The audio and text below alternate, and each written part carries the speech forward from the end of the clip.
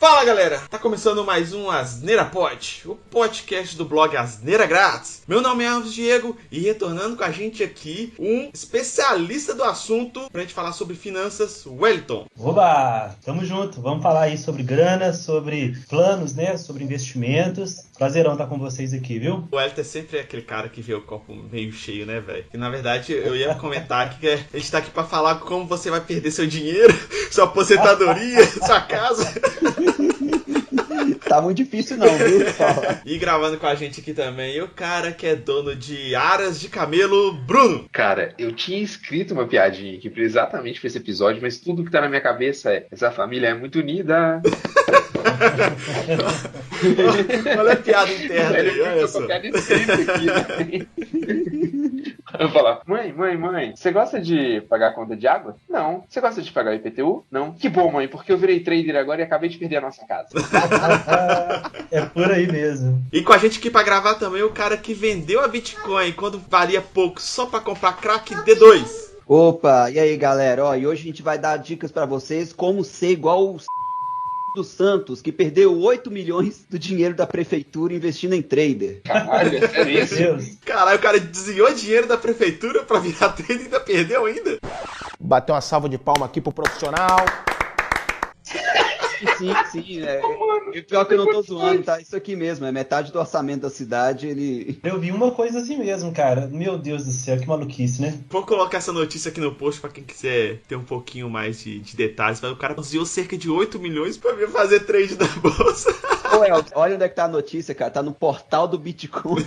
Portal do Bitcoin Livecoins, cara. É o dia inteiro com notícia que, tipo assim, você lê e sabe que tá dando merda, velho. Você tem certeza que não pode ser real. Mas aqui, a gente tá zoando, mas a gente vai tentar aqui falar um pouquinho sério sobre investimentos. Tá, fala um pouquinho sério, não é muito também não. A ideia é continuar aquele papo que a gente fez, né, no Asneira Pod 48, Asneira Pod 48, que a gente falou sobre a nossa vida financeira, com a participação do Wellington, né, e a gente prometeu que iria voltar e a promessa é dívida e ele está aqui de volta para falar. A ideia hoje, a gente deixar um pouquinho desse papo um pouco pessoal que a gente fez, né, que a gente falou sobre a nossa vida mesmo, e a gente também vai falar um pouquinho da nossa experiência de investidores, que eu, Bruno e o D2, a gente embarcou nesse mundo aí de investimento aí tem poucos anos aí, eu pelo menos tenho uns 2 anos mais ou menos. O Bruno D2 eu acho que é um pouquinho mais velho que eu nesse mundo. E o Wellington, né, é o consultor financeiro aí, com experiência de anos e anos aí. Pra gente falar um pouquinho, né, sobre essas questões de investimento, quais as melhores formas de investimento, como funcionam os retornos disso. Talvez você fazer investimento mirando a sua aposentadoria, né, um complemento de aposentadoria, esse tipo de coisa, esse tipo de papo assim um pouco mais, não é técnico não, mas mais pro lado financeiro mesmo assim de investimentos. A ideia é essa, mas vamos tentar não zoar muito o podcast e deixar ele o máximo informativo possível. Sei que é difícil, mas a gente vai tentar, tá, gente? Desculpa qualquer coisa, já adiantando, mas é isso aí.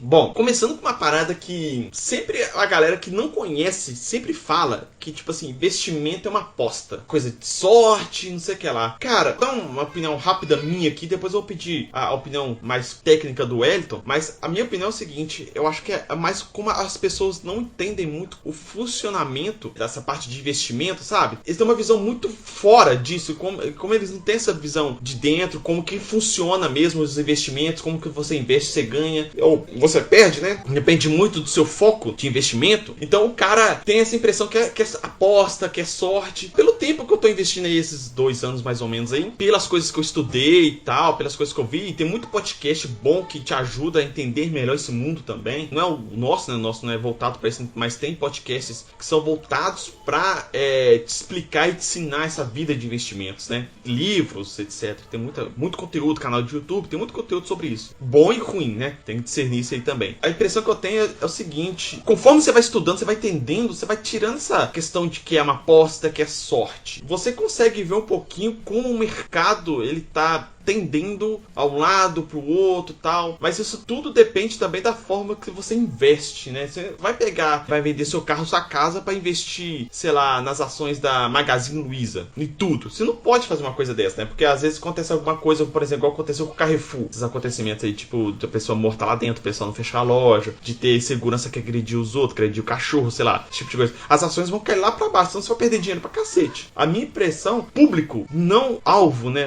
As pessoas que não têm um entendimento sobre isso, eles pegam somente esses cenários catastróficos de investimento. E a ideia toda não é isso, né? É você pegar, por exemplo, você pega uma grana que tá sobrando, uma grana, etc. E você diversificar a sua carteira de investimentos, né? Que a gente vai falar um pouquinho mais pra frente sobre isso, né? Sobre as opções e tal. Mas a ideia toda, acho que pra uma pessoa que não sabe nada, principalmente procurar conhecimento, né? Igual o Wellington, consultor financeiro, que ele dá umas dicas muito boas, inclusive no Instagram dele, que eu vou colocar aqui no post, que ele tá postando muita coisa bacana aí pra quem não conhece nada de investimentos, inclusive pra ajudar você a juntar dinheiro, pra você pegar uma parte desse dinheiro e investir. Vou deixar o Instagram dele aqui, que é bem legal. Ler livro, sei lá, ouvir podcast, ver YouTube e tentar entender mesmo esse mundo. Tô falando merda, Wellington? É mais ou menos isso mesmo. Peraí.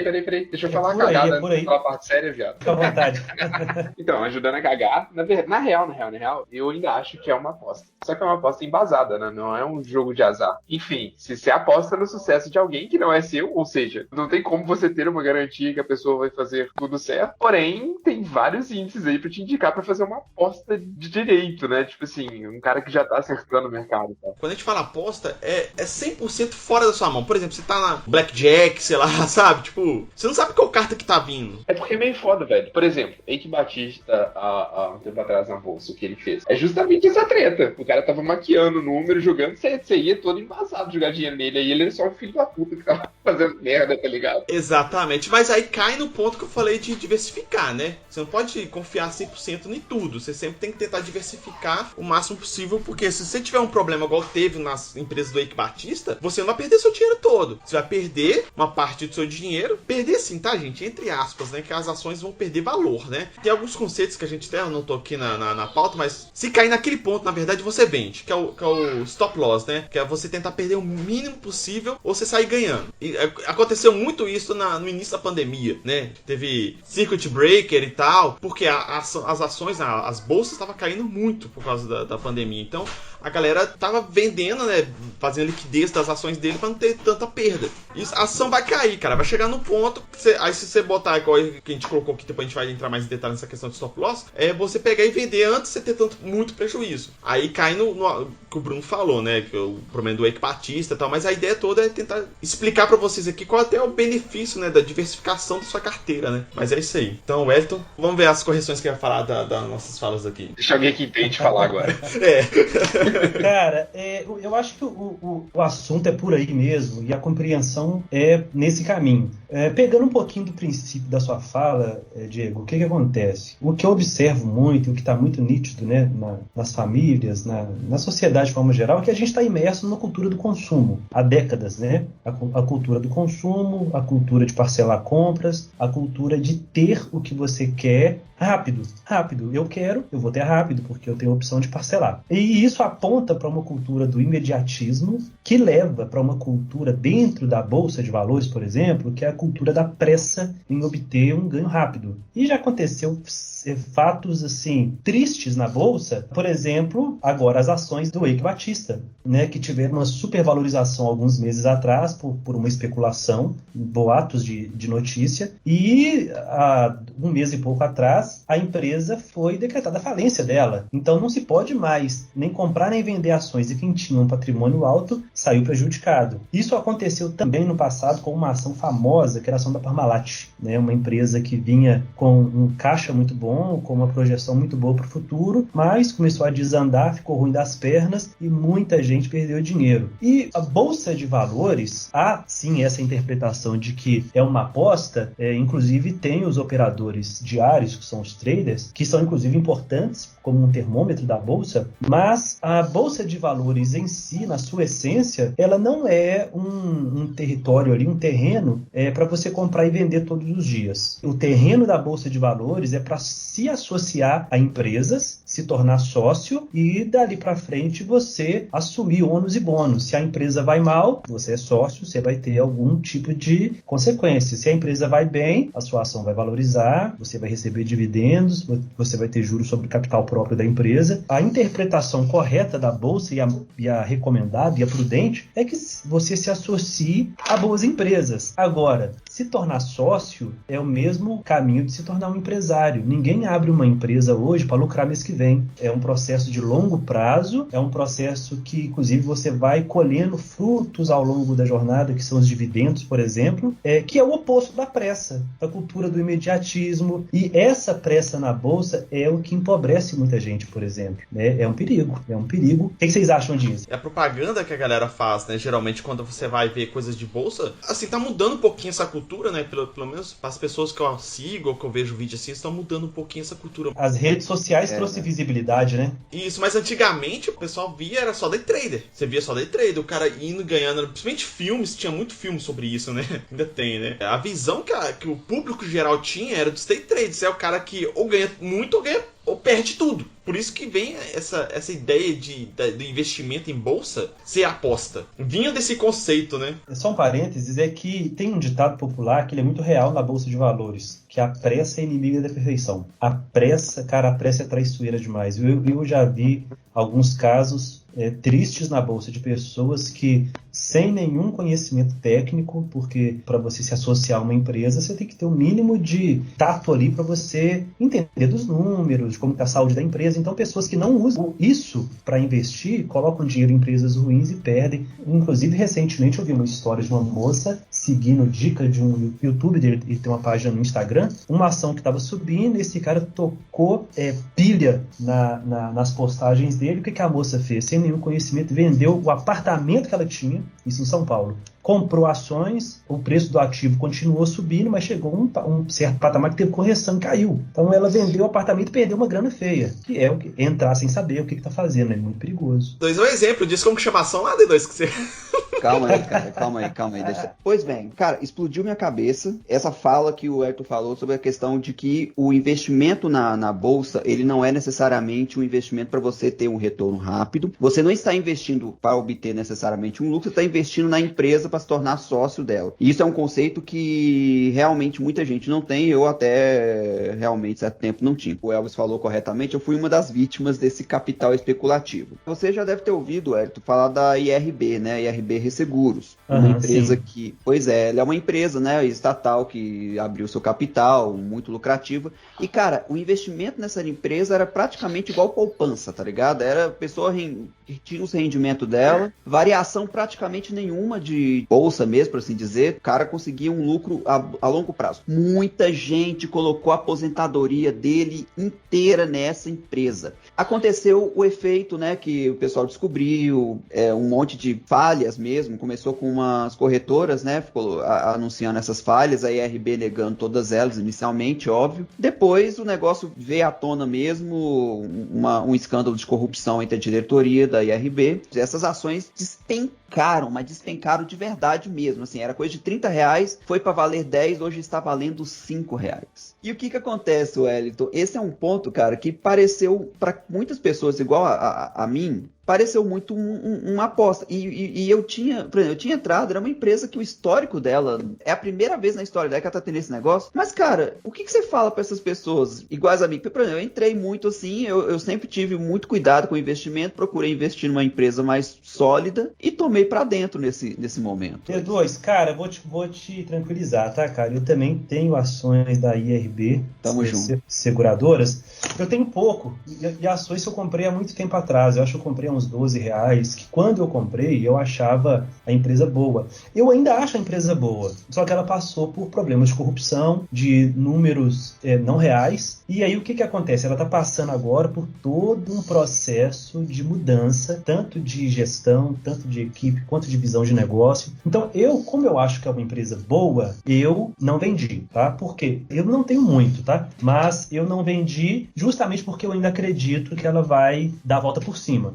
Mas aí, cara, aí entra uma questão, o D2, que eu até falei no episódio 48, que a população, de forma geral, ela não teve acesso à educação financeira. Do básico. Pensa só, básico, poupança, consórcio, juntar um pouquinho de grana por mês, evitar a dívida. Se não teve o básico, como que vai ter, cara, uma compreensão analítica que é necessário para você investir em bolsa de valores? Olhar os dados da empresa, né? Olhar os dados. Então, a maioria não tem isso e vai pelo gráfico do Google, ou vai pela dica do YouTuber, ou vai pela dica do cara do Instagram. Agora, se uma empresa é boa e ela teve um problema, mas no futuro a expectativa é de que ela continue boa, não convém vender as ações. Não convém. É entender que ela está passando por uma fase difícil, mas que ela vai se reerguer. Agora, se a empresa entrou num cenário ruim, sem previsão, e um futuro sem competitividade, um futuro muito incerto, aí sim, vende, assume prejuízo e parte para outra. Pra mim é isso mesmo. Isso aconteceu com a Petrobras, né? Petrobras, sim. A Petrobras, eu acho que chegou num patamar que ela tava valendo, acho que quase R$50 a ação, ou mais, sei lá. E por causa do petrolão, né, desses escândalos aí que teve de corrupção interna lá, né, a ação caiu para menos de 20. Menos de 15, eu acho. Eu comprei a ação da Petrobras por R$12, por exemplo. Eu tenho a ação da Petrobras e ela tá se recuperando agora, né? Tá se recuperando, crescendo aí aos poucos, mas tá se recuperando. Então, isso é até complicado, porque isso não estende-se apenas, né, em empresas com parte pública, né? Entende? Qualquer tipo de empresa, né? Essa possível queda, esse problema de corrupção, problema de qualquer coisa, igual o exemplo que eu dei aqui do Carrefour, por exemplo. Com certeza, o Carrefour, acho que ele tá, né? Tá na bolsa, não tá? Carrefour tá, mas não com esse nome Carrefour. Vou tentar lembrar aqui o nome e te falo aí. Mas de qualquer forma, por exemplo, os escândalos que teve do Carrefour, com certeza fizeram as ações deles caírem. Ah, sim, com certeza. A Vale, por exemplo, quando teve os incidentes da Vale, principalmente aqui em Brumadinho, as ações, apesar que teve uma exceção ali, né, que ela começou a cair e depois subiu muito. Tipo assim, praticamente no mesmo dia ou na mesma semana, alguma coisa assim. Como o mercado é especulativo, todo mundo especulou que por causa da tragédia as ações iam cair. E realmente começaram a cair. Só que, tipo assim, por causa da especulação disso, o povo começou a comprar muita ação da Vale. Então as ações voltaram a subir. Ela fez um movimento bem atípico, né, para essa situação de mercado, né? Eu lembro da época quando isso aconteceu. Peraí, velho, mas eu vou te interromper que a Vale é um caso que, tipo assim, é mais fenomenal do que isso ainda. A galera apostou, é aí que eu falo que tem aposta, a galera apostou que o governo não ia fazer nada tão prejudicial pra Vale, e a Vale, ela tem números ridículos, né? Ela fechou com 30 bi de lucro. Mas isso é a longo prazo, eu tô falando na época mesmo do acidente, da tragédia, na semana mesmo, entendeu? Tipo... No trimestre do acidente, ela fechou com bilhões de lucro, tá ligado? É isso, velho. Tipo assim, a galera apostou que o governo não ia poder bavar.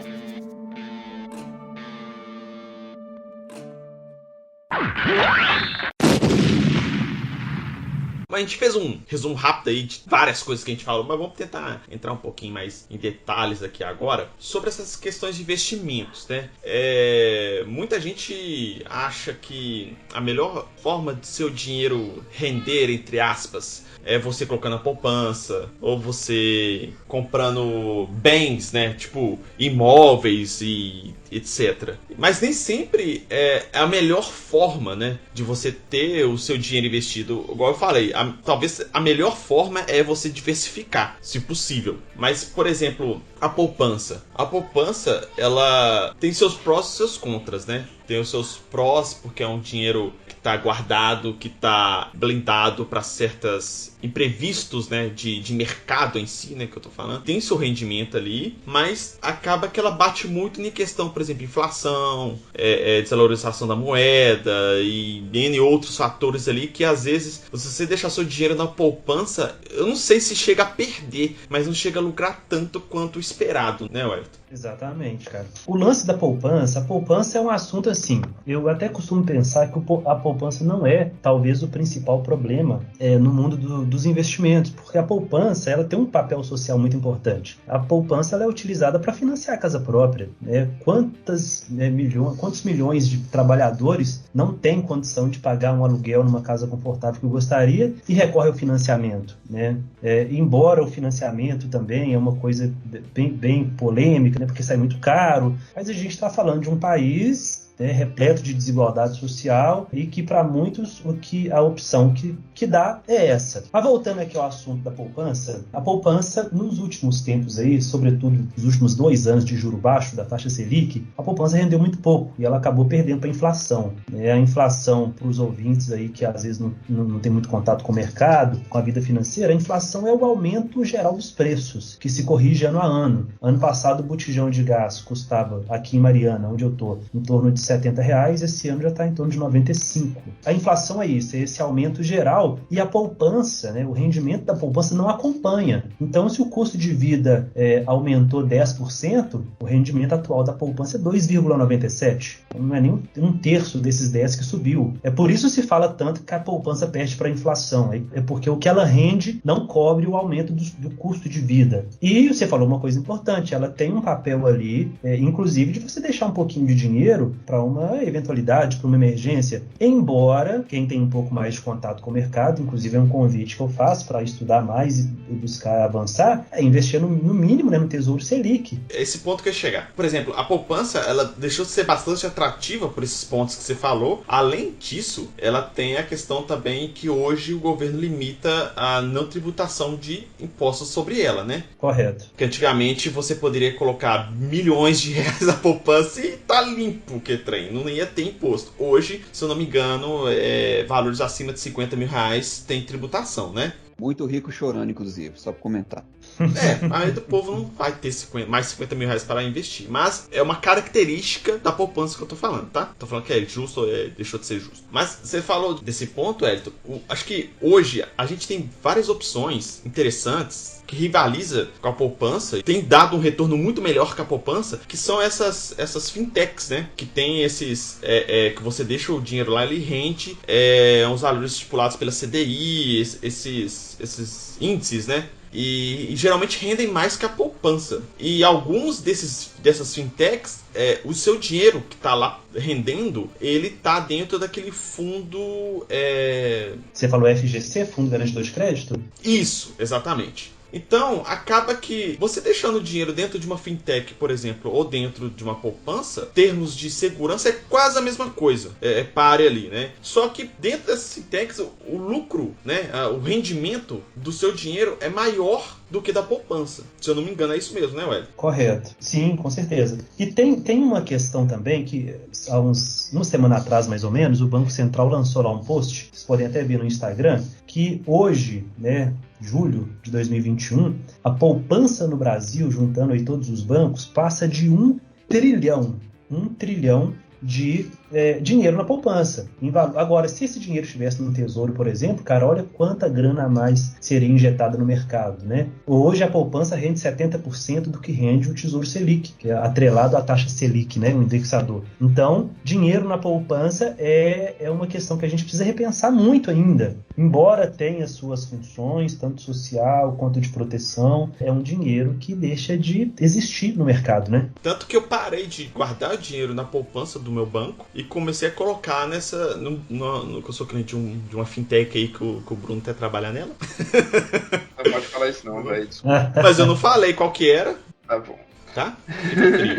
Mas e o rendimento lá rende bem mais que a poupança. Tem essa questão do fundo garantidor, né? Que se eu não me engano, é 250 mil reais por CPF, né? Você pode distribuir em várias instituições aí. Até 1 milhão. Até 4 de 250 mil, né? Isso, é 250 mil por instituição, limitada a 1 milhão. Parabéns, Elvis. Você acabou de mostrar que você sabe fazer conta. Estou orgulhoso. A gente está passando pelas opções aqui de investimentos. Eu acho, na minha visão, na minha opinião e na minha experiência, deixar esse dinheiro rendendo nessas fintechs, né, nesses bancos aí que tem o valor corrigido a partir de CDI, se eu não me engano, né, Ué? Exatamente. Que também, né, é um índice que é atrelado a Selic, a juros, etc. Tanto que agora que teve um aumento, né, da taxa de juros, o valor de rendimento aumentou também. Então, ele trabalha de uma forma bem interessante essa questão de aumento de juros, que eu acho que ela bate o oposto da poupança nesse caso, né? O aumento de juros para poupança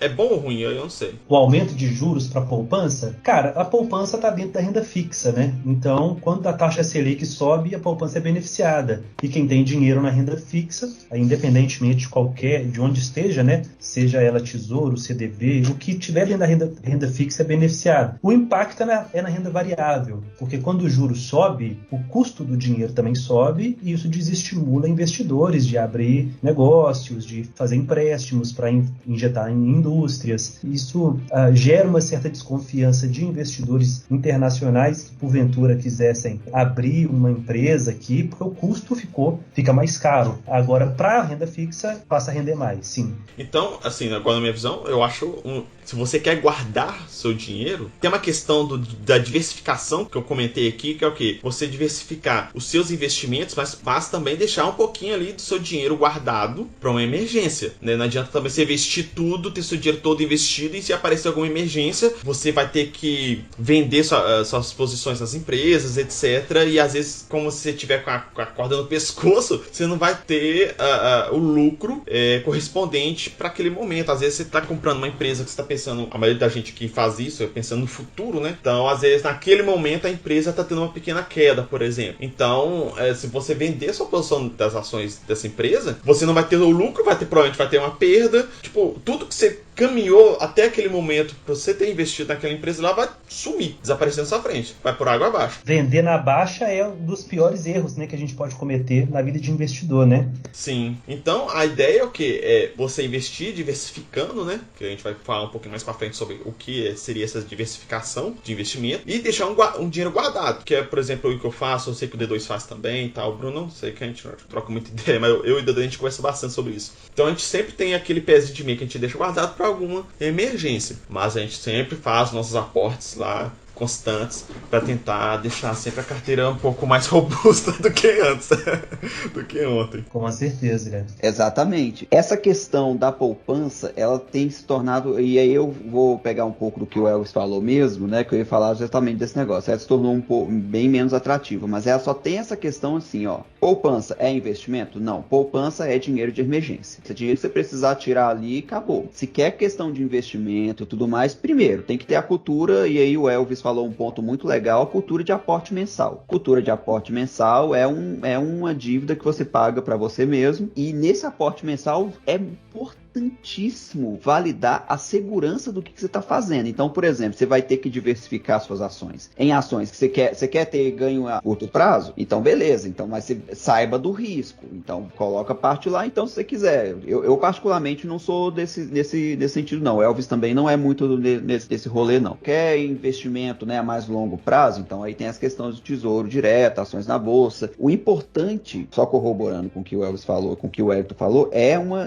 manter a diversificação. Então vem tesouro direto, título do governo, esse tipo de coisa, sempre buscando, né, o que transpassa aí pelo menos um pouquinho a inflação. O D2, e também, cara, eu sempre penso o seguinte, eu até gosto de seguir um camarada muito fera nas finanças, que é o Eduardo Amuri, depois vocês podem seguir ele no Instagram. Eduardo Amuri tem uma visão muito interessante sobre o dinheiro e ele defende a seguinte tese, de que a poupança, deixar dinheiro parado na poupança, talvez seja o menor dos problemas, né? Pensando em uma sociedade com tanta dívida, com tantas pessoas com dificuldade de colocar arroz e feijão em casa, a poupança se torna o quê? Cara, o menor das preocupações. Porém, quando a gente pensa em longo prazo, quando a gente pensa em estruturar melhor nossa vida financeira, conhecer melhor o mercado ajuda muito. Porque deixar dinheiro na poupança, embora seja importante para algumas ocasiões, tem muita coisa boa que a gente pode explorar. Eu costumo dizer que o mercado financeiro é um oceano azul, cara. O que tem de boas oportunidades, e o meu desejo e a minha defesa diária é que isso chegue nas escolas. Eu dou aula em 2 instituições e eu faço questão de promover oficinas,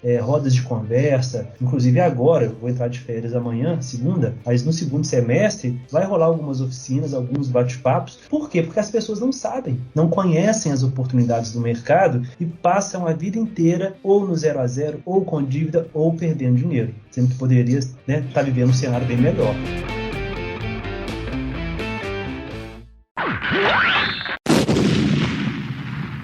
Fala um tiquinho, Ed, sobre essa questão de títulos do governo, que eu sempre tive um pouco de dúvida como que funciona. Massa. Olha só, título do governo, cara, foi uma invenção, né? Uma invenção do Banco Central para poder dar a oportunidade de pessoas comuns terem um investimento que tem uma rentabilidade um pouco melhor que a poupança. E por que é uma oportunidade? Vamos pensar o seguinte, hoje a poupança está rendendo 2,97, hoje, porque ela rende 70% da taxa Selic. Já o Tesouro Selic está rendendo 4,25%. E você tem outros títulos que está rendendo ali 6, 7, 8, 9%. Só que o mercado, de uma forma geral, e a gente fala de bancos privados, por exemplo, e corretoras, para você pegar uma rentabilidade boa de 6, 7, 8, 9% ao ano, você tem que ter muita grana. No mínimo R$1.000, né? Alguns vão pedir 10 mil, outros 15, outros 20, outros 50, outros 100 mil para você ter uma rentabilidade. Já o Tesouro Direto, ele te dá a opção de investir com uma rentabilidade igual ao cara que investe 100 mil, investindo R$33 por mês, R$35. Então foi uma forma que o Estado criou, que o governo criou através do Banco Central, do Ministério da Economia, para poder dar oportunidade para o cidadão comum, o assalariado, por exemplo, de fazer um pé de meia com uma rentabilidade boa. E o Estado usa disso para poder captar dinheiro, porque na verdade Tesouro Direto nada mais é do que uma forma que o Estado criou de captar dinheiro de pessoas físicas para poder bancar os seus projetos, seja de infraestrutura, aeroporto, portos, rodovias, ferrovias. Só que como o Estado não tem dinheiro para fazer tudo isso, ele pega emprestado da população e o Tesouro Direto é uma forma, né, de emprestar grana para o Estado e o Estado te devolver corrigido ali com um juro um pouco melhor e dando a opção de investir com pouco dinheiro. Então, na minha visão, é mais do que um investimento, cara, é quase um programa social de poder falar com o cara assim, ó, se você ganha R$1.000 por mês, cara, faz um esforço para guardar R$35 e aqui você vai ter a oportunidade de investir e ganhar um pouco mais que a poupança. Então, o Tesouro Direto é isso. É um programa que vai dar oportunidade para a maioria das pessoas que têm renda investir um pouquinho por mês ali, com pouco. Deu para entender ou ficou confuso? Sim, não, ficou claro, é isso mesmo. Diego, e uma coisa importante aí para o ouvinte, se ele nunca ouviu falar de Tesouro Direto, o Tesouro Direto, para você investir, era complicado no passado. Hoje é extremamente fácil. Você só precisa abrir uma conta numa corretora, e tem várias aí no mercado. Corretora é o intermediário, né, entre a pessoa e a instituição que está emitindo o título, no caso o governo. Baixou o aplicativo, abriu a conta, você já pode investir no Tesouro. Só lembrando que alguns títulos, no caso o Selic, você pode sacar quando quiser, agora outros são de longo prazo, visando, por exemplo, a aposentadoria, que é o IPCA, o pré-fixado. Ali você tem que pôr uma grana e esquecer. É investimento no futuro, que é um incentivo, inclusive, que o Estado dá para as pessoas começarem a montar uma aposentadoria privada, né? Vamos dizer assim. Então, esse cuidado aí nos prazos, para não colocar em título de longo prazo uma grana que você pode precisar dela mês que vem, porque senão você corre o risco de perder com a chamada marcação a mercado, que é a variação do preço do título ali. O ponto que o Wellington falou aí muito importante é que, principalmente na questão do Tesouro Direto, é uma forma de educar as pessoas, é uma forma de inseri-las no mundo do investimento, só que sem os riscos terríveis que existem nesse mundo, muito pelo capital especulativo e pela falta de conhecimento também. Verdade. Então, assim, o Tesouro Direto, ele tem muito essa característica. D2, você já investe no Tesouro, D2? Fala pra gente aí sua experiência. Já invisto, cara.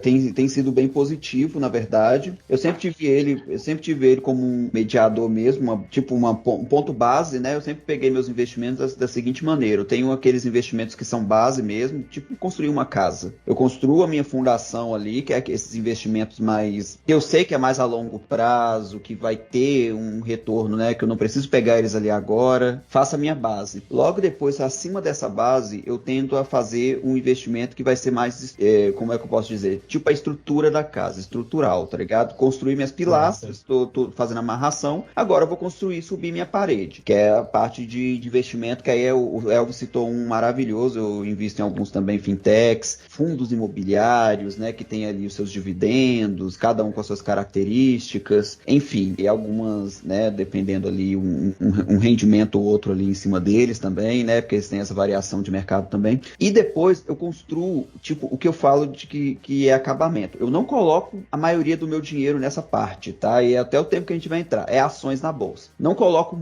muito do meu dinheiro ali, eu sou muito conservador nessa parte, mas eu coloco sempre visando, aí o Elton colocou um termo muito legal, que é visando você se associar à empresa, não necessariamente você ter o lucro ali naquele momento. Mas como eu compreendo que nesse momento as ações tendem a variar muito, eu coloco ali mais a parte de finalização dessa estrutura da minha casa. Mas respondendo, a experiência que eu tenho com o Tesouro Direto, cara, é excelente. Ela é excelente e assim, eu vou te falar a verdade, viu, cara? Acho que, eu não sei se existe em outros países, eu não cheguei a pesquisar muito, mas eu sempre tive a impressão que isso é uma coisa muito exclusiva aqui do governo brasileiro. Eu sei que títulos do governo tem em vários países. Mas Tesouro Direto eu não sei. Títulos tem. Não, Tesouro Direto que eu falo. Tesouro Direto é o nome do programa de título de papel brasileiro, né? Tipo assim, Tesouro Direto é o nome no Brasil, mas pelo que eu entendo é a mesma coisa. Sim, e dá certeza pra gente. Beleza. Então tem. Tem.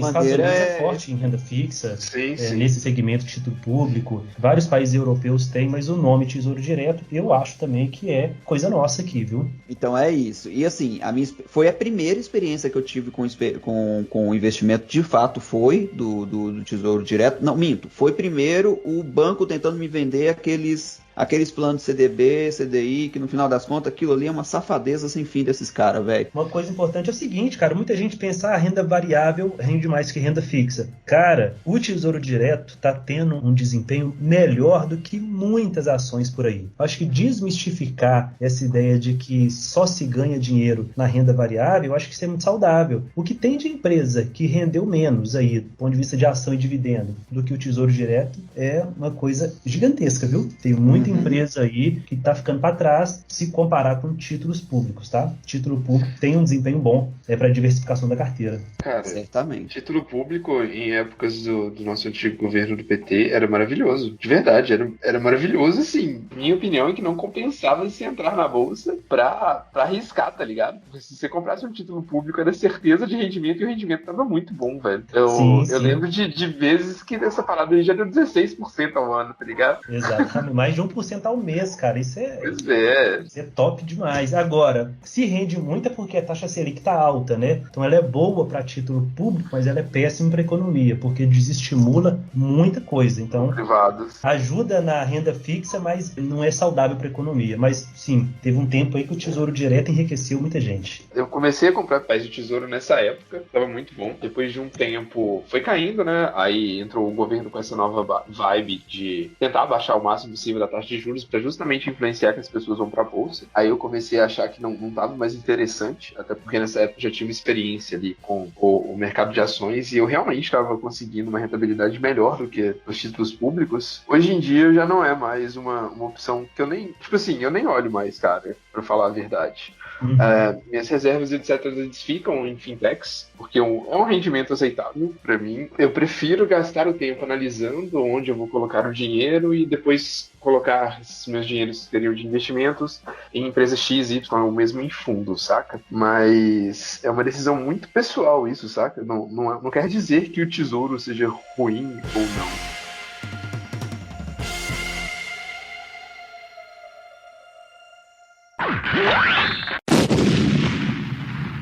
Só é bom a gente sempre estar lembrando que é uma coisa que o Edson refrisou muito nesse podcast e é bom a gente refrisar cada tempo que a gente for falar aqui, tá? Questão de dívidas. Cara, liquida as dívidas, evita o cartão de crédito, evita ficar assim comprometendo muito a longo prazo na hora que compra alguma coisa, porque tem um monte de armadilha, cara, que foi falado aqui. Poxa, você deixar seu dinheiro na poupança significa que a vida sua ainda tá boa. Você tem o dinheiro, né? Exatamente. O problema mesmo é quando você não tem. E aí entra o tal do cheque especial e entra no cartão e aí é um inferno. Cara, se a gente for comparar a nível Brasil, quem tem dinheiro na poupança tá à frente da maioria. Até porque quem investe, quem entende um pouco de investimentos e quem investe, seja em ações, fundos imobiliários ou fundos multimercado, é a minoria da minoria da minoria. Então quem tá na poupança hoje tá bem, né? Precisa melhorar? Sim, mas tá muito bem. Falando em um país que a maioria tá endividado, poupança é o céu. Sim, com certeza. coisa. O importante é igual o D2 falou mesmo.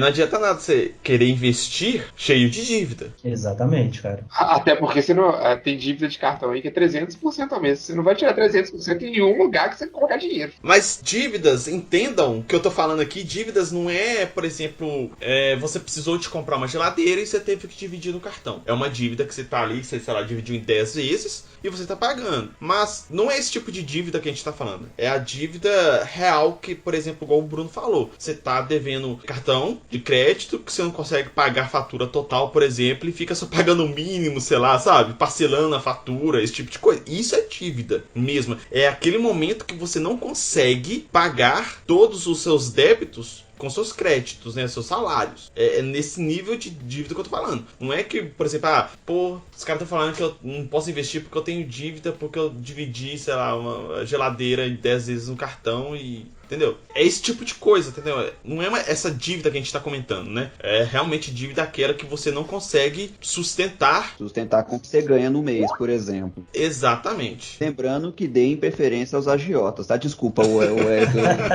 parei pra falar merda, cara, desculpa. Preferência se o agiota tiver Alzheimer, né? Tem uma diferença aí, Elvis, Diego de Pelvis, que a gente pode até futuramente marcar um outro papo, cara, que é sobre dívidas, sobre planejamento familiar, por exemplo, sobre, né, finanças para a vida normal de um trabalhador. Quem tem dívida é diferente de quem tem compromisso financeiro. Compromisso financeiro todo mundo tem, e muitas vezes a gente fica ali, usa quase 100% do salário para pagar as nossas despesas, sobretudo agora em um cenário que está tudo caro, né? Dívida é aquilo que você falou, já passou do controle, o cara o que ganha não dá para pagar, mas é diferente, né? De dívida para compromisso financeiro. E quem tem compromisso financeiro tem que investir mesmo, tem que investir. Quem tem dívida tem que pagar primeiro, né? Paga primeiro, faz sua reserva de emergência ali, aí entra de cabeça. Mas é por aí mesmo, show de bola. Acho que a principal dica nossa aqui, a primeira, assim, para quem é iniciante mesmo, quita suas dívidas mesmo, aquelas que, por exemplo, você ganha R$1.000 e tá com R$900 de dívida por mês, de cartão, etc. Cara, quita as dívidas, reestrutura o seu orçamento mensal, vê o que você está gastando que não precisa de gastar, né? O que está sobrecarregando, né? O seu salário, ele está pesando no seu salário. Depois disso, alinhou tudo, tá sobrando grana? Guarda, faz um pé de meia, chutou um certo valor que você fala assim,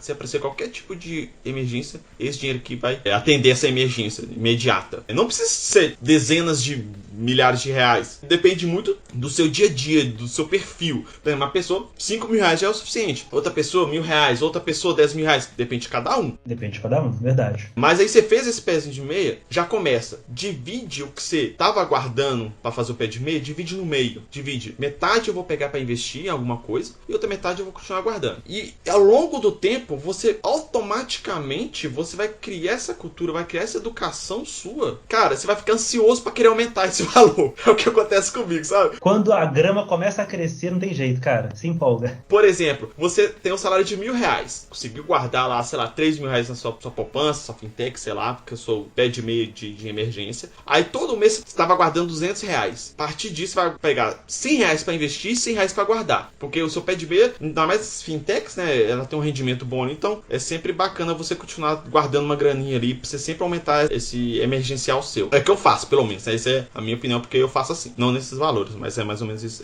nesse formato, né, que eu faço. Então, pega ali R$200, 100 para investimentos, 100 para guardar. Cara, você vai ficar ansioso e fala, puta merda, eu quero aumentar para 300. Para aumentar para 300, eu tenho que parar de gastar à toa aqui. Vou parar de comer fora dia de semana, só vou comer fora final de semana. Cara, você já guardou mais R$100 ali. Então, é R$300, então é 150 para investir, 150 para guardar. E assim você vai. E ao longo do tempo, você vai vendo isso, você vai ficar mais ansioso ainda, querendo guardar mais, você vai tentar ser o máximo econômico possível, você vai tentar ser mais eficiente nos seus gastos, você vai ser mais focado, né? Realmente, o que eu preciso? Por exemplo, cara, eu preciso de ter assinatura de Netflix, Prime Video, HBO Max, Disney Plus? Não preciso. Ter 4 assinaturas? Assina só uma, entendeu? Assina só uma e tá ali, entendeu? Você vai conseguir ter o seu entretenimento ali, pro seu descanso mental que você precisa, mas você economizou uma grana. Então, esses pequenos detalhes que faz que você consiga focar na sua vida de investimentos, entendeu? É isso que eu tô fazendo, sabe? É uma opinião minha muito embasada no que eu realmente tô vivendo, sabe? Eu tô fazendo muito assim. E esse é o caminho, inclusive o mais recomendado mesmo. Liquida as dívidas. Tem uma frase muito interessante que profissionais da área financeira usam, que é o seguinte: você nunca sai das dívidas para os investimentos sem passar pelo zero. Então, primeiro é zerar. Zera as dívidas, depois começa a montar um pezinho de meia ali, pode ser na poupança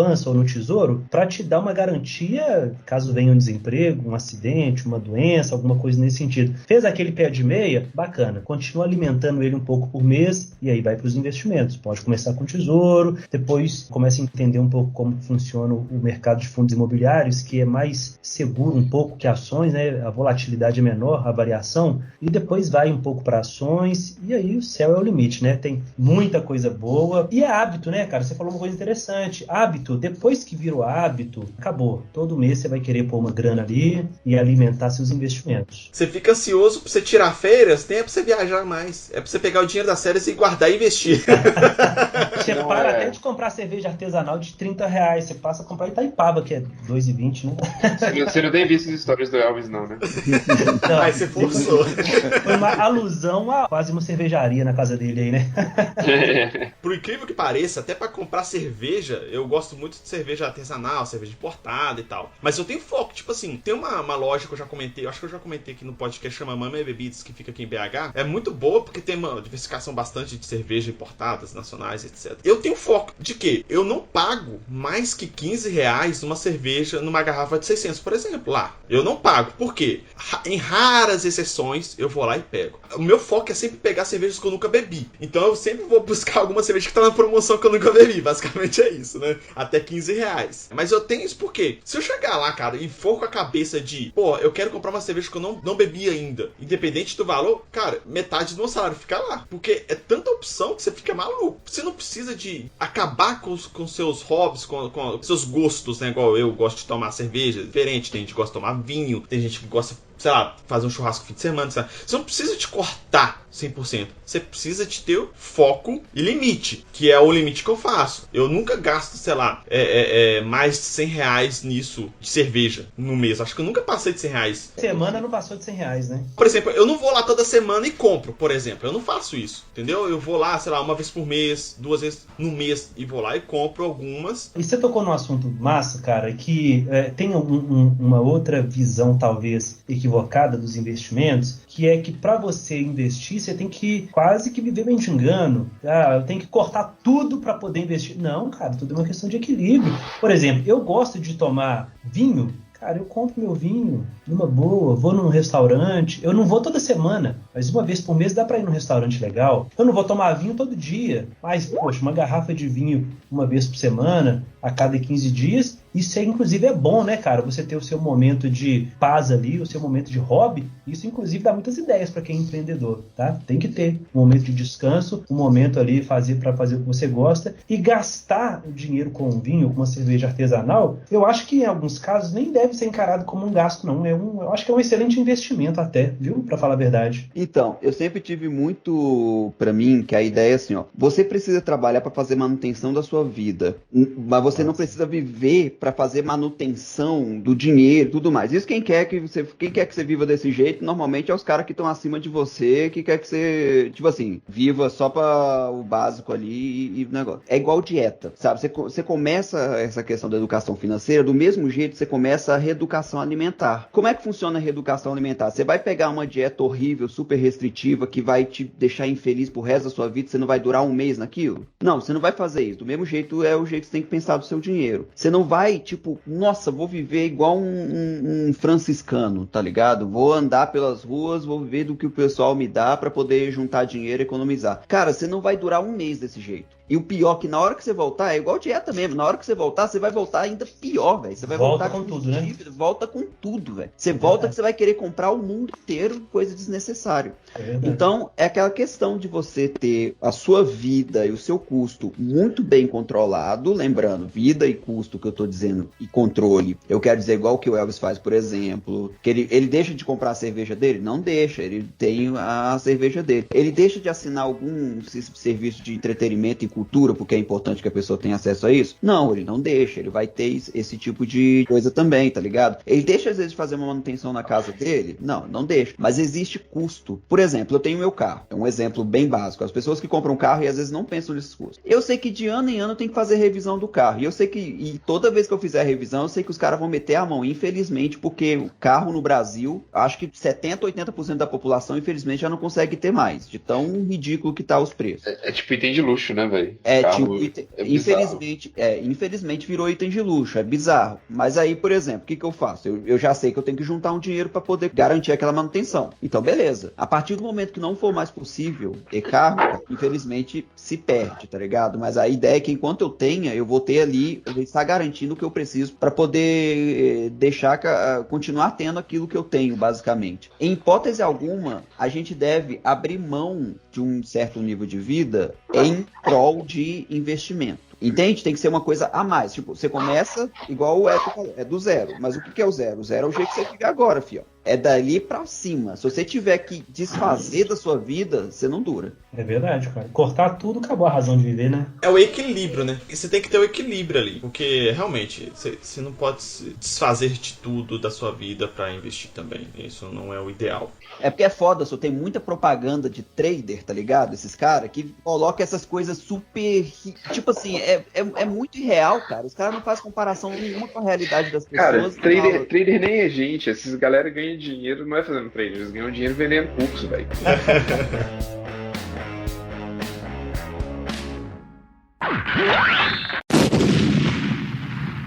Bom, começando aqui um pouco mais na questão de bolsa de valores mesmo, geralmente tem os passos, né, para você até ter uma confiança maior, né, ter um conhecimento, pra você entender como que funciona o mercado, tem os seus degraus ali que você percorre pra você ter uma vida financeira saudável e de você não ter perda ou ter um entendimento melhor disso. Um dos que a gente sempre coloca no início, assim, você tá tipo intermediário ali, né, do entendimento do mercado financeiro, né, de ações, é os fundos imobiliários.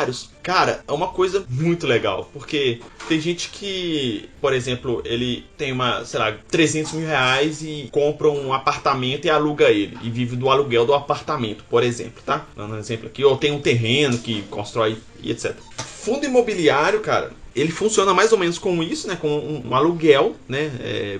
É uma mistura de aluguel com ações de empresas, né? Então você compra ali alguns fundos que pode ser lugares físicos, né? Tipo escritórios, shoppings, prédios comerciais e etc. Outros tipos de prédios, vários tipos de prédios. Ou fundos de fundos, que é o quê? É um fundo imobiliário que tem dentro do seu pacote, né, seu portfólio, outros fundos imobiliários, né? Aquele fundo de fundos é diversificado de acordo com a regra e de acordo com aquele fundo de fundo trabalha, né? Então, o interessante do fundo imobiliário, que é um pouquinho diferente de ações de empresa, que é o quê? Ele cai um rendimento todo mês para você. Geralmente, tá? Tem algumas exceções ali que não caem por N motivos, mas geralmente ele vai pingando para você ali todo mês ali uma porcentagem, né, dos recebíveis de aluguel, por exemplo. Eu acho o fundo imobiliário uma forma de você iniciar a sua vida de investimentos bem bacanas. Ele é bem mais simples, igual o Wellington falou, mas tem seus riscos e tem as suas análises, porque tem fundos que são melhores, fundos que são piores, fundos que vão trazer mais rendimentos mensais, mas é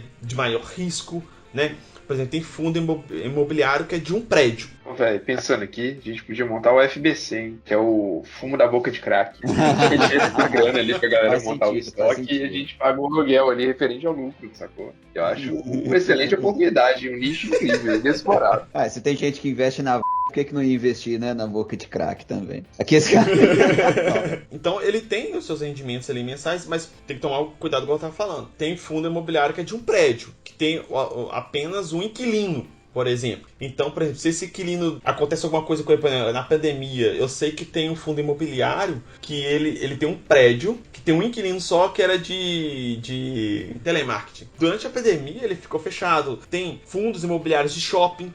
Eu tenho um deles. que é inclusive do mini shop aqui de BH aqui, ele não tá rendendo tanto. Teve mês que ele não pagou os dividendos dele porque ele não tinha arrecadação. Então ele não vai repassar, ele não teve arrecadação, então ele não vai repassar. E tem um detalhe que ele flutua ali também, né, de acordo com as ações, né, igual ações de empresa. Ele flutua menos, a curva dele se você for pegar a longo prazo assim, é bem diferente de ações normalmente. Ela tem uma curva bastante acentuada agora na pandemia, né? Porque vários fundos imobiliários são de prédios, principalmente comerciais, então eles fecharam. Então teve uma queda bem grande, bem brusca, assim, que eu tenho, por exemplo, fundos imobiliários. Não chegou no valor da compra que eu fiz. Isso já tem mais de um ano e meio. Então ele tem esses perigos, mas como a gente falou, é diversificar e sempre pensar a longo prazo, que é o que eu faço, né? Eu compro fundos imobiliários, sempre diversificando, né? Sempre eu compro fundos imobiliários de papéis, que o pessoal fala, né? Que é de fundos, prédios comerciais, de shopping, de instituições. E tem fundos imobiliários que ele abrange vários prédios em vários estados diferentes. E é interessante também ter essa diversificação, porque pode acontecer uma coisa de um prédio específico em algum lugar de perder um inquilino, mas esse fundo imobiliário, ele tem outros prédios com outros inquilinos que não vai ter tanta perda, né, no seu valor, né, no seu rendimento mensal. Então, a questão toda, até dos fundos imobiliários, é ter essa diversificação, certo, Hélio? Certíssimo. Olha, sobre fundos imobiliários, cara, eu também vejo. Vocês estão vendo que eu tenho uma linguagem, às vezes, um pouco social da coisa, né? Falei de poupança, o aspecto social dela, o tesouro, né? Os FIIs, né? Os fundos imobiliários, eu também enxergo isso, que é uma coisa muito massa para mim, que é o seguinte: o brasileiro tem uma cultura, uma tradição de ou financiar a casa própria ou investir em imóveis para garantir uma certa tranquilidade. Porque o cara constrói uma casa, ele pode alugar e ter uma renda ali todo mês. Agora, para construir uma casa ou para comprar uma casa, você precisa ter muita grana, né? Eu moro em Mariana, por exemplo, e aqui o setor imobiliário é muito aquecido, né? Comprar casa em Mariana é muito caro. Então, quem é que vai ter hoje condição de pagar 400, 500, 600 mil reais em uma casa? Então, é a minoria da população. Poxa, mas eu queria investir em imóveis. Então, hoje você tem a opção de investir em imóveis através de fundos imobiliários. Então, você passa a ser dono de uma pequena fração de um prédio, de um shopping, de um galpão logístico, com pouco dinheiro. As cotas, você tem cota hoje de fundos imobiliários a R$10, e todo mês você vai receber um aluguel daquele imóvel. Então você se passa a investir em imóveis, que era um desejo, com pouco dinheiro. Que isso eu acho uma coisa maravilhosa dos fundos imobiliários. Investir com pouco e ganhar ali um pouco, e ganhar aluguéis, né? Remuneração todos os meses. E tem alguns pontos muito bons dentro dos fundos, que é o seguinte: hoje, até então, os dividendos, né, os aluguéis, eles são isentos de imposto de renda. Então cai na sua conta o valor líquido, né? Se caiu ali R$1, é R$1. Não vai ter tributação em cima dele. Um outro ponto legal é que os fundos, eles precisam obrigatoriamente distribuir 95% daquilo que arrecadou. Então, se um determinado fundo de shoppings, por exemplo, arrecadou aí, 1 milhão em aluguéis, 95%, que vai dar 950 mil reais, ele tem que ser distribuído para os cotistas, de alguma maneira. Isso de ponto de vista de lucro, tá? E uma coisa que você falou também, que eu acho que a gente tem que ficar antenado, é de tomar o cuidado para não investir em fundos imobiliários que tenha ou poucos ou apenas um ativo, que são os fundos monoativos, né? Porque aconteceu algum problema e aquele inquilino foi embora, aquele fundo vai ficar comprometido e não vai passar, ele não vai ter dinheiro para distribuir como dividendo e o valor da cota tende a cair também. Então essa é uma das formas de perder dinheiro em fundos, é investir em fundos monoativo. É como se tivesse um aluguel de um apartamento e o inquilino lá saísse e você não vai ter mais aquele dinheiro, né, aquele retorno do aluguel. É basicamente a mesma coisa. Exatamente. E assim, lembrando que boa parte desses fundos, né, existe aí os sites e existe uma quantidade de material na internet que é muito vasto para poder te auxiliar na escolha desses fundos. Eles auxiliam demais na parte da diversificação, né? No meu caso eu fiz uma analogia com a construção de uma casa. Esses fundos estariam aí na parte da estrutura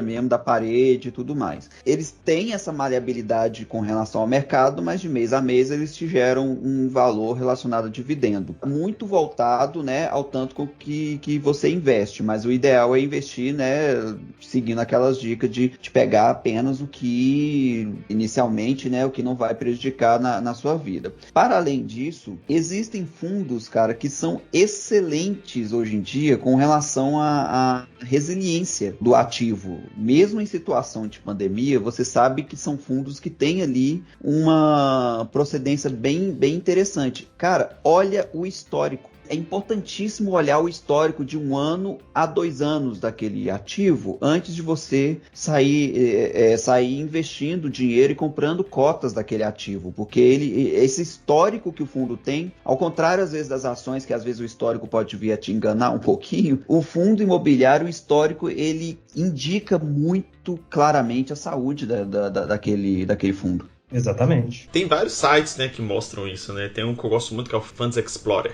Esse é ótimo. Maravilhoso, esse é ótimo. Eu gosto muito dele. Sempre quando eu vou analisar algum fundo que eu vi alguma indicação de algum lugar e tal, eu vou lá nele, ele mostra em altos gráficos, assim, bem interessantes, bem simples de entender. Então ele é muito bacana. Eu vou deixar até um link aqui, fazer a propaganda pros caras aí, depois eu cobro deles. É muito bom o Funds Explorer, pra você ver esse histórico que o D2 falou. Histórico de rendimento, histórico de inquilino, que ele mostra isso lá, tipo assim, teve mês que teve menos inquilino ou não. É vacância, né? Eu tenho muitos fundos financeiros investidos aqui. A minha carteira é gigante de fundos, sabe? Tem alguns que eu tenho mais cotas e outros menos, mas eu sempre mantenho ali. Tem a questão de subscrição, né? De cotas de fundos imobiliários, que é interessante também, porque eles abrem novas cotas, né? E antes de jogar para o mercado, ele pergunta internamente se os cotistas querem comprar. Basicamente é isso. O direito de preferência, né? Isso é muito bom mesmo. Isso. E geralmente o valor que eles disponibilizam cada cota desse é menor que o valor negociado na bolsa. Sim, sim. Por exemplo, eu sempre guardo dinheiro de férias, dinheiro de PL, dinheiro de 13º para fazer meus investimentos. Então eu guardo uma parte, igual eu falei, e outra parte eu invisto. E gosto de investir bastante em fundo imobiliário. Nas últimas férias minhas, eu não comprei fundo na bolsa. Teve tanta subscrição de fundos que eu já tinha, fundos bons, que meu dinheiro foi todo de subscrição. Inclusive eu peguei mais que eu tinha guardado lá na minha fintech lá de emergência. Eu tirei um pouquinho ali, que não ia impactar em nada, e botei nessas subscrições que valiam a pena, bastante a pena, eu pegar esse dinheiro e jogar lá dentro para investir, sabe? Isso é muito interessante nos fundos imobiliários, sabe? E é um passo interessante, porque você tem sites, igual a gente falou, Funds Explorer, que te dão vários dados dos fundos imobiliários. Então, se você ouvir um pouquinho de podcast aí dos caras especialistas, ou ver YouTube dos caras, até do próprio Funds Explorer, né? Ele tem podcast, ele tem canal do YouTube que ele te explica bastante sobre todas essas questões de fundo imobiliário. Você consegue ver os números ali e entender como que funciona isso. Então, pois é, e os fundos imobiliários, né, a gente consegue ter essa infinitude de informações, né, muito, muito interessante mesmo. O que não é necessariamente muito realidade quando se entra no tema de ações da Bolsa, né? Que é um tema muito obscuro. E agora eu só estou fazendo isso como um tom provocativo, tá? Eu sei que tem onde obter informações, mas para muita gente que está começando agora a mexer em investimentos, sim, parece um cassino. O negócio parece demais e se torna muito obscuro a obtenção das boas informações e para você poder fazer um bom investimento nas bolsas de valores. É mais complexo, né, D2? E os números são mais difíceis, igual você falou, de encontrar, são mais complexos de entender e nem sempre as empresas vão liberar todos os números, né? Então, até isso complica também. O fundo imobiliário é um pouco mais aberto, né? Então, eles têm que declarar, tem documentos que é obrigatório deles postarem lá de tudo que movimenta dentro daquele fundo. Ações de empresas é um pouco diferente, porque você está mexendo, às vezes, até com o segredo da empresa, né? Segredo industrial, você está mexendo ali perspectivas daquela empresa de crescimento que talvez ela não pode levar ao público, ou ela coloca algum tipo de futuro dela que às vezes não concretiza, então ela tem um início ali que o capital dela sobe, depois cai. Então, empresa, ele funciona como fundo imobiliário, só que é mais complexo, né? E ele tem essa variação de preços, né, de ações bem maiores do que fundos imobiliários, até por causa dessa complexidade de como o mercado se trata, porque o número de ações é muito maiores, né, de empresas na bolsa do que fundo imobiliário. Então, empresa também ela tem essa questão de competitividade, ela tem empresas rivais, ela tem às vezes até uma figura pública de certo aspecto, assim, né, de conhecimento público, que às vezes ela pode falar alguma coisa, alguma merda, alguma coisa assim, pode impactar. Então, é bem mais complicado do que o fundo imobiliário. Mas é possível você investir em empresas sólidas? A gente já falou durante o podcast todo que é possível. Existem empresas sólidas, as dicas que a gente deu, né? Que é tipo, invista em empresas que você quer ser sócio, não ser day trader, né? Não é só você pegar e vender ali rápido. É você realmente estuda a empresa, lê o portfólio dela, lê tudo, lê a documentação, vê qual que é a missão dela, qual que é a previsão dela para os próximos anos, e você vai lá e pega o seu dinheiro e investe. Mas, acima de tudo, diversificando. Você não vai pegar todo o seu dinheiro e colocar numa empresa só, em um ramo só, por exemplo, né? Você pode pegar uma empresa que é de e-commerce, você pode pegar outra empresa que é de varejo, você pode pegar uma empresa que é farmacêutica, você pode pegar uma empresa que é de petróleo, de energia elétrica. Então, tipo, você tem essa gama de empresas, que vários setores do mercado, que você pode investir um pouquinho em cada ali, e quando você tiver algum problema em alguma delas, como a gente comentou da Vale, da Petrobras, etc., a sua carteira não vai sofrer tanto se isso acontecer um dia. E tem uma questão também importante, cara, que a gente precisa abordar, que é o seguinte: embora o mercado acionário ele seja, sim, mais complexo e depende de uma mínima análise ali, seja ela gráfica ou seja ela fundamentalista, a gente até pode marcar um outro podcast para falar de tipos de análise de investimentos, aí a gente fala um pouco de todos, de cada um, mas dá para investir na bolsa de forma segura, sem precisar ser um grande especialista. Hoje, os próprios aplicativos, eles te dão um resumo das empresas, e hoje, cara, é possível participar das assembleias das empresas. Tem uma nomenclatura chamada fato relevante. O fato relevante é um informativo oficial que a empresa dá para fazer algum tipo de anúncio. Então, tem as assembleias ordinárias ou extraordinárias, que a partir do momento que a pessoa comprou uma ação, ela pode participar dessas assembleias. E ali ela fica por dentro de tudo que está rolando. Eu já participei de algumas, inclusive.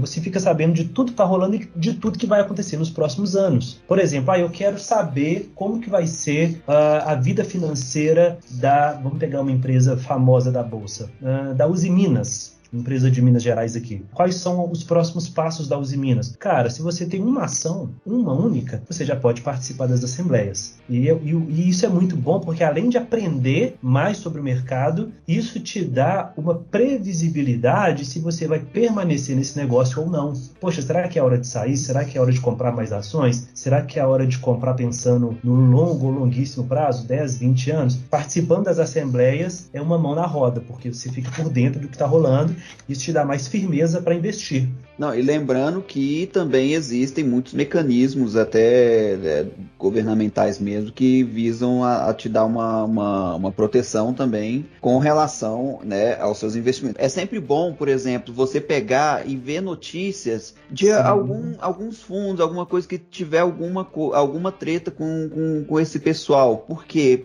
Isso é um mecanismo que ela regula o mercado, igual o Elton falou, e é um mecanismo extra de segurança que você pode ter antes de investir. E fora isso, é aquela questão: consulta o histórico, não apenas o histórico de gráfico, é importantíssimo saber ler gráficos, inclusive, tá? Vai investir em bolsa de valores, e ler gráfico é um conceito básico que você precisa saber. Sim. Mas assim, para além disso, é realmente... Cara, pega o histórico da empresa, o que ela produz. E é uma coisa importante a gente colocar aqui, viu, Wellington, também. Cara, não abra mão da sua moral só por causa de lucro ou qualquer coisa. Verifica muito bem onde a empresa trabalha e se você quer de fato participar daquilo. E se você tem dúvidas também, né, sobre a empresa que você quer comprar a ação, às vezes tem um colega seu, algum amigo seu que investe já, e às vezes você pergunta pra ele, igual eu e o D2, a gente sempre fica conversando, né?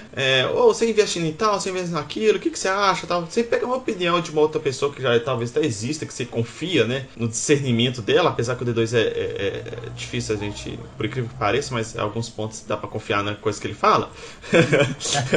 Mas, no geral, é sempre assim, tipo, o D2 tinha pedido e o Manuel também pediu algumas indicações de fundos imobiliários. que eu tenho bastante, e eu estudo bastante sobre fundos. Então, eles me pediram, eu mandei, eu falei, ó, tem esse aqui que é interessante, tem esse outro aqui, tem esse outro aqui, tal. E a gente sempre fica trocando figurinha ali para entender, para ajudar um ao outro até entender como que o mercado, como que cada empresa trabalha e tal. Então, eu acho que a principal dica que a gente tem aqui hoje no podcast é essa questão toda, diversificar, de investir em empresas que você confia, que você entende o mercado, que você entende o que ela faz, para onde que ela vai, pegar dicas de amigos seus que já investem na empresa que você está com dúvida ou em alguma outra empresa, ou pedir indicações, mas sempre com cuidado, sempre pegando indicações, mas também fazendo seu dever de casa, de pesquisar e de entender como que cada ação funciona, em fundo imobiliário e ações de empresa, etc. Isso é o mais importante.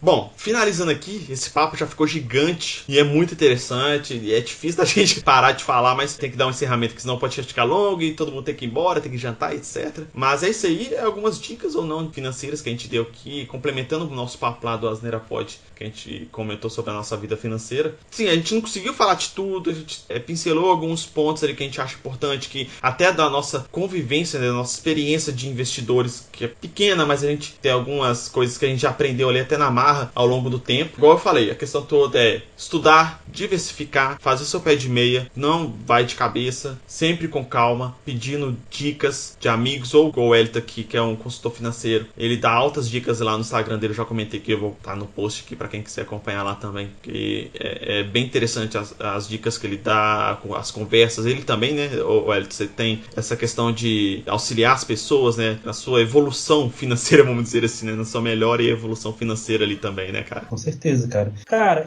assim, primeiro foi um prazer, né, cara? É sempre bom demais ouvir vocês e pode marcar outras vezes que eu venho com o maior carinho. Eu queria deixar alguns pontos aqui que eu acho que é para nossa sobrevivência mesmo, que a gente está atravessando agora e a gente vai começar a atravessar um período político, né, que vem aí a cada 4 anos de muita incerteza. Então a gente não sabe como que o mercado vai reagir. Então, se eu pudesse deixar aqui algumas dicas para a gente ir bem na nossa vida financeira, é manter a vida financeira em ordem, né? Evitar dívidas ao máximo, manter um padrão de vida sempre abaixo do que ganha. Se ganha 1.000, gaste 900. Se ganha 2.000, gaste 1.800. Tentar manter ali pelo menos 10% de reserva, né? Se conseguir, cara, 10% já é um ganho enorme. Então, manter um padrão de vida um pouco mais baixo para poder também investir essa diferença, né? Economiza 10 e investe esses 10. Né? Comece ali com uma pequena reserva, né, no Tesouro Selic, que é a chamada agora nova poupança, né?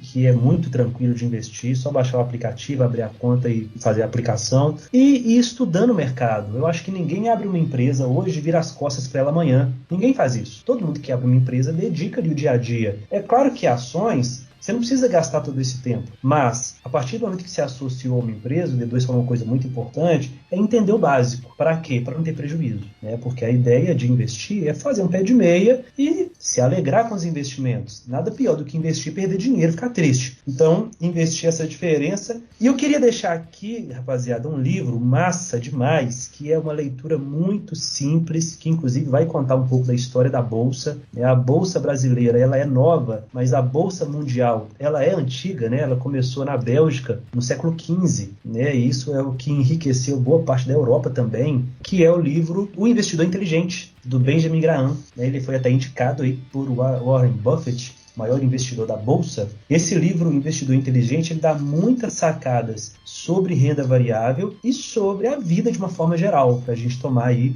fazer melhores escolhas. Então, O Investidor Inteligente é o livro que eu deixo aí como dica para todo mundo ler, e ele pode ser baixado, inclusive, gratuitamente na internet. Beleza? Muito obrigado, Velho, pela participação aí, cara. Foi foda mesmo. Para quem quiser, né, ouvir o Asneira Pod, ele tá em vários aplicativos aí de podcasts, de streaming de música, né, do Spotify, o Deezer, o Apple Podcasts, o Google Podcasts. Então é só procurar aí o Asneira Pod, que vai estar lá todo o nosso conteúdo, inclusive 2 Minutos de Ódio e o Asneira News. Vão estar tudo no mesmo feed. Pra facilitar pra vocês aí, pra ouvir. Os links de tudo que a gente falou vai estar aqui no post, de algumas coisas que a gente falou, na verdade. Principalmente o do Instagram do Wellington, pra quem quiser acompanhar. Vale a pena demais acompanhar o cara é bom. Conheci desde 4 anos de idade, Wellington. E é por aí, viu, cara? 4, 5 anos.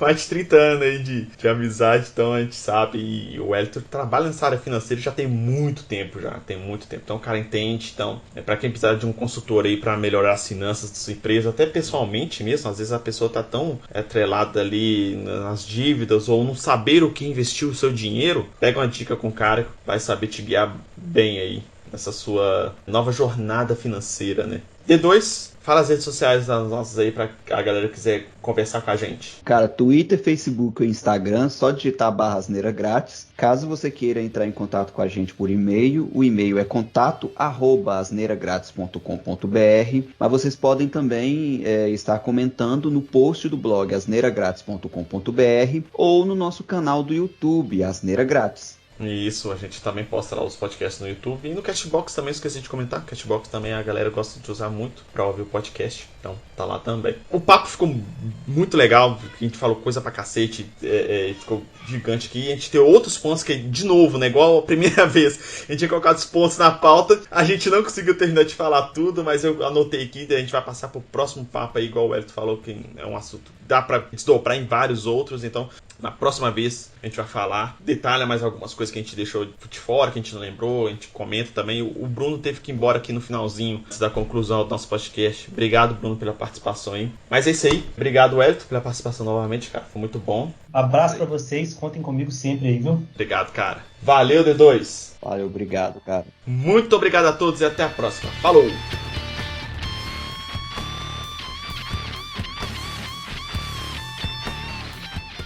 Inclusive, cara, hoje a gente podia falar sobre estratégias para fazer um gato eficiente para economizar na conta de luz, hein? Caralho. E o pior é que ele roubou minha abertura, velho.